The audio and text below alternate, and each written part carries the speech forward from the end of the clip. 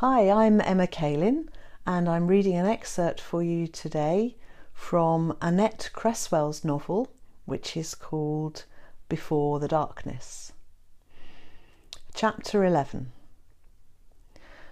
So here I was again, ensconced in the beautiful ambience of Tilbury House, with its loyal servants doing their duties as before.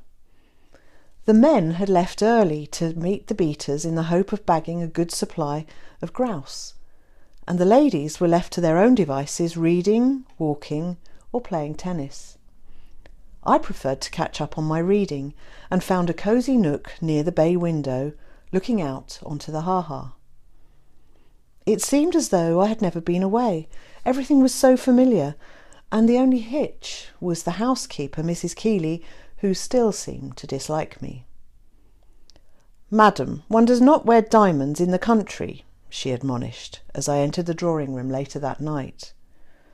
I had put on the diamond pendant which my mother had bequeathed to me, and thought that tonight would be an opportune time to wear it. "Oh, I was not aware of the protocol, Mrs. Keeley. I shall replace it with something else," I told her, as I started walking back up the stairs, feeling quite put down. James was coming down and asked me what was the matter. "Mrs. Keeley told me I shouldn't wear diamonds in the country," I said despondently as I fumbled with the clasp. "Don't mind about Mrs. Keeley, Penny. She still holds on to the old ways. She has a good heart underneath her authoritarian facade. Probably a bit like your old matron at the Royal. Wear your diamond by all means if you want. I think it is lovely and suits you perfectly," said James as he went behind me and did up the clasp at the back of my neck. He left his hands resting on my shoulders and then turned me around so that we were so close I could see into his deep blue eyes ringed with long eyelashes which had remained virtually unnoticed by me until now. Time seemed to stand still. It was like I was under some sort of spell. But then it was broken by Hanson's announcement that dinner was to be served, and we proceeded to the dining room to join the other guests who had been invited for the weekend. I sat next to James, who proceeded with introductions. There was the Colonel, with whom James had a meeting a few weeks ago regarding the sale of some land on the estate. He was a friendly fellow, your typical old ex-army type. His ruddy face and portly stature indicated a predilection to copious amounts of whisky. There was a Lord Beaverbrook, accompanied by a rather chic-looking woman called Jean, who I assumed was his mistress, as I had read a bit about his philandering ways. His wife Gladys had died suddenly when she was only 39, but she had turned a blind eye to Beaver's dalliances throughout the marriage. He ran the Daily Express and fraternised with the gay young things in London. His circle of friends included Diana Cooper and even the Prince of Wales. During the dinner I heard that he owned Cherkley Court in a place called Leatherhead and had the cream of society staying there quite frequently. The German ambassador Ribbentrop had also dined there, and Beaver had even met Hitler. The conversation that night revolved around the possibility of another world war. Hitler was gaining popularity by the day and was busy with rearmament. Germany had been badly treated at the end of the First World War, about which Britain still felt guilty, and they did not want to get involved with continental entanglements. James said France was too busy dealing with their own political and economic problems to think about war. I listened avidly and put forth my opinions about the situation.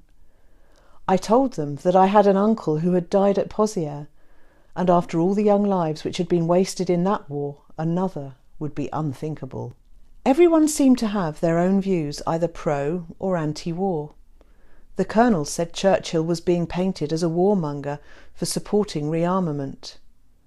Sipping my wine, surrounded by such illustrious and sophisticated company, I felt I was inhabiting a completely different world, so far removed from my ordinary humdrum life. After the sumptuous dinner and the consumption of port by the men, Everyone made their way outside to watch the fireworks display. Fairy lights had been strung through the trees, and the moonlight and the stars combined to give the scene an ethereal feel. James was by my side as the first rocket exploded in a burst of colour. He put his arm around my waist, and I could feel stirrings of emotion for this dear man with whom I now knew I was in love. There were exclamations from the assembled group as the fireworks continued, but I was oblivious to it all and in my own world of happiness.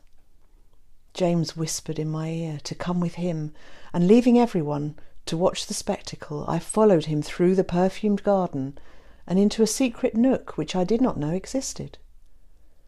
There he took me into his arms and kissed me tenderly.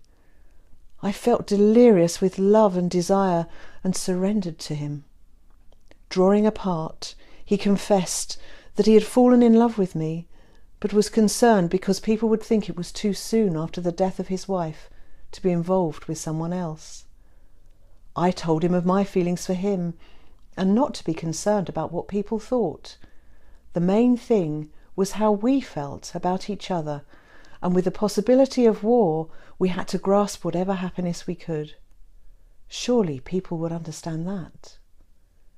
He seemed to agree with my logic, and then we kissed again, more passionately than before. Then, as the last rocket showered the sky with silver stars, dear James knelt down on the mossy ground, and taking my hand, asked me to be his wife. Tears of joy trickled down my cheeks as I said yes, and James stood up and licked them away, which made us both laugh. Then, walking hand in hand, we went back to the house with our precious secret firmly hidden in our hearts. I awoke on Sunday feeling as though it had all been a beautiful dream. I was to marry James and live here in this house as Lady Cadwallader. None of it seemed real.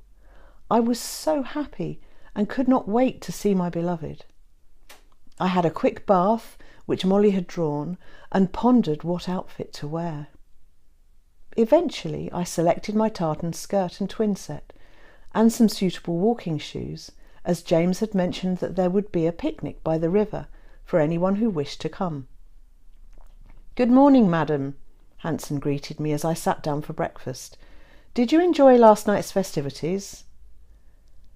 "Yes, thank you, Mr. Hanson. It was wonderful. I shall never forget it," I replied, just as James walked in and gave me a conspiratorial wink. "Good morning, your lordship. Did you sleep well?" he asked as James sat down next to me and squeezed my hand under the table. "Yes, thank you, Hanson. Any of the others been down for breakfast yet?" "No, my lord. I think you and madam are the first down. They must all be having a sleep in this morning after such a busy day yesterday and last night's activities." "Quite so, Hanson," replied James. "Would you both like a full breakfast this morning?" asked Hanson. "What would you like to have, Penny?" said James. "Oh, I don't feel very hungry this morning. Just a cup of tea and some toast would suit me perfectly, Mr. Hanson."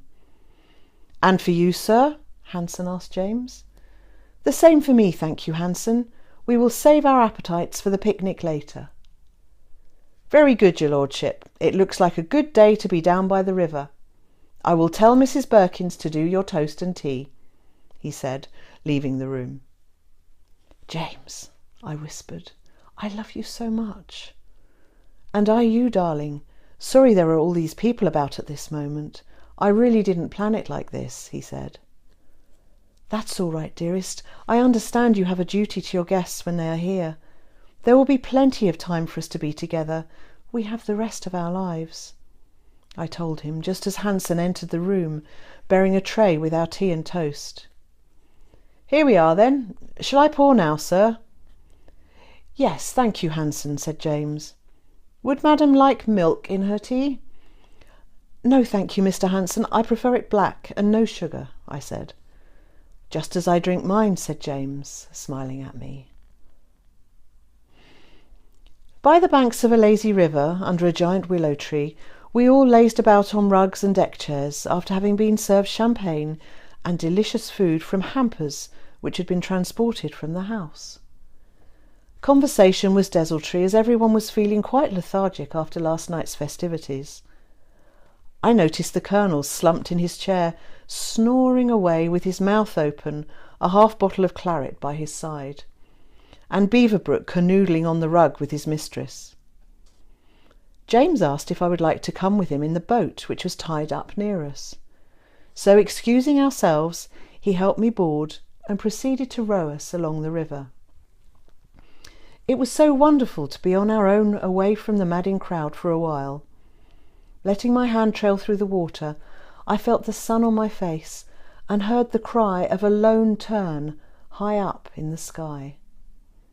After a while, James stopped rowing and said he just wanted to sit and look at his beloved girl. I was consumed with love for him, and it was hard not to jump up and throw my arms around him. "Darling," he said, "have you any special place in mind for our wedding? We can go anywhere you like." "Oh, James, I can scarcely believe we are even talking about a wedding. I'm just so happy. But there is a place in France where I would love to be married. My grandmother had her wedding there." "Oh, was she French?" "No, she married a French physician, and they settled in a beautiful village called Sala. I have always wanted to go there and explore my roots. I have only travelled to Paris once, and that was with a girlfriend from school. I must admit to being a bit of a Francophile. I just adore anything to do with France." "Do you indeed? That makes two of us. Your nursing vocation probably came through your grandfather," he said. "Yes, I think the medical interest has always been in my genes." "Parlez-vous français?" he asked. "Un peu. I'm afraid I only have the basic schoolgirl French," I said, laughing. "I wish I was fluent in the language." "Yes, it takes quite a bit of practice. One has to immerse oneself in a language. It helps to live in a place and hear the spoken word regularly. I have just enough words and phrases to see me through whenever I travel there. Now, what is the name of the place where your grandmother married?" he said, as we continued sailing along the river, a slight breeze ruffling the water. "It's a tiny village in southwest France, not far from Sala, called Rocamadour, and there is an ancient chapel on the top of a craggy cliff. In medieval times, the pilgrims used to crawl all the way to the top, up the steep steps, and place a shell as a memento of their pilgrimage. The shells are still there, embedded in the steps. I would so love to be married there." "I know the place. I've bought some interesting pieces from that part of France. It is a beautiful area in the Dordogne and would be an excellent venue for us. There is a chateau not far from the village. Would you like to spend our wedding night there, plus a few days to relax? And then, what about we spend some time in Paris and Vienna for our honeymoon?" he asked. "Oh, James, do you really mean it? That would be superb. I don't want a big wedding, just our close friends. What do you think?" "I think it sounds perfect. I also do not want anything grand. What say I make inquiries and we set a date about 2 months from now? Will that give you time to order your bridal outfit?" "Yes, I think so. I shall have to let Matron know I will be leaving. I shall miss the old girl, even though she is a bit trying at times." "Yes, I suppose you will miss your life at the hospital, but not too much, I hope." "I wouldn't want to be anywhere else but with you, dear one." "That's good. I wouldn't want you to feel you are missing out on anything. It will be a big step for you as lady of the house, but I will be there always to advise you and support you." "Thank you, dearest. I don't doubt that for a second. James, I was wondering, where did you meet Vivian?" "Oh, at one of the shooting parties. She was a friend of one of the fellows in our rowing team." "Oh, I see. Well, now that's settled, I'd better get us back to shore before they all wonder where we have sailed to." And putting the oars into the water, he started rowing like the old Oxford champion he was. Beaverbrook was talking on the telephone as James and I were going into the library. We were told that something urgent had come up, and he had to leave immediately for Fulham. So it was just the Colonel and us who enjoyed a light dinner, with the 2 dogs toasting themselves in front of the fire. "Splendid day all round, old chap," said the Colonel, as he wiped his mouth with his napkin. "And jolly good show last night. What did you think, little lady?" he asked me, as he took a final mouthful of soup. "It was marvellous, Colonel. I don't know when I've had such a wonderful time. The fireworks were brilliant." "One can always count on that, by Jove.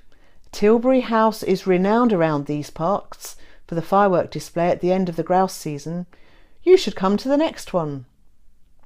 "Yes, Colonel, it certainly was spectacular." "Well, I think I will wish you both a good night. Not as young as I used to be. Can't take too much partying like I used to, you know," he said as he got up stiffly from the chair.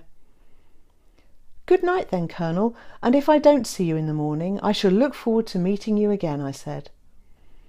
"Yes, good night, Colonel," said James, shaking his hand and seeing him to the stairs. "Glad you enjoyed your stay." "I like the old Colonel, James," I said as we sat down on the lounge. "Did he buy that land from you?" "He's still toying with the idea, but in the meantime he is still using some of the back paddock for adjustment of his sheep." "I see," I said, trying to stifle a yawn. "Tired, sweetheart?"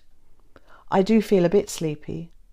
This weekend has been so beautiful and so full of emotion, my head is spinning. Come here and rest your weary head on my shoulder." And as I did so, he put his arm around me, and then, tilting my chin, he looked into my eyes and kissed me passionately. I felt my insides melting and wanted him to go on kissing me all night. Then his hand felt my breast, and I wanted him so badly it took all my strength to stop him going any further. "Sorry, dearest," he said thickly as he took his hand away.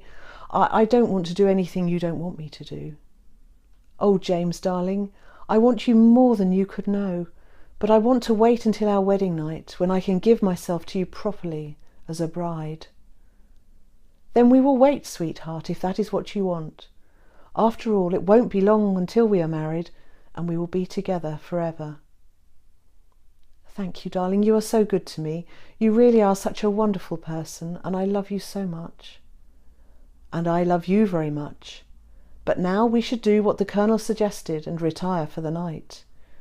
We have an early start for London tomorrow, and we will be busy looking at engagement rings and anything else that your sweetheart desires." And seeing me to my room, he left me with a kiss good night and the promise of seeing him early tomorrow morning.